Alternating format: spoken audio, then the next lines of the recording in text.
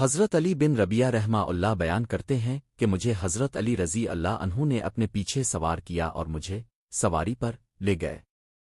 پھر آسمان کی طرف سر اٹھا کر فرمایا، اے اللہ، میرے گناہوں کو معاف فرما کیونکہ تیرے سوا کوئی گناہوں کو معاف کرنے والا نہیں۔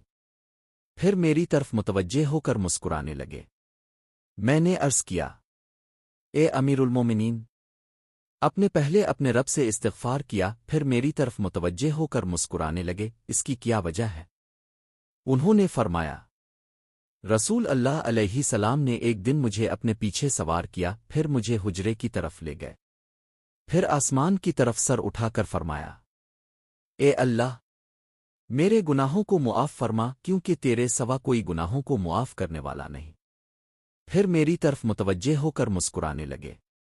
میں نے عرض کیا، اے اللہ کے رسول، پہلے اپنے رب سے استغفار کیا، پھر میری طرف متوجہ ہو کر مسکرانے لگے، اس کی کیا وجہ ہے؟ آپ علیہ السلام نے فرمایا، میں اس وجہ سے مسکرا رہا تھا کہ میرا رب اپنے بندے پر تعجب کے ساتھ مسکراتا ہے اور فرماتا ہے، اس بندے کو معلوم ہے کہ میرے سوا کوئی گناہوں کو معاف کرنے والا نہیں۔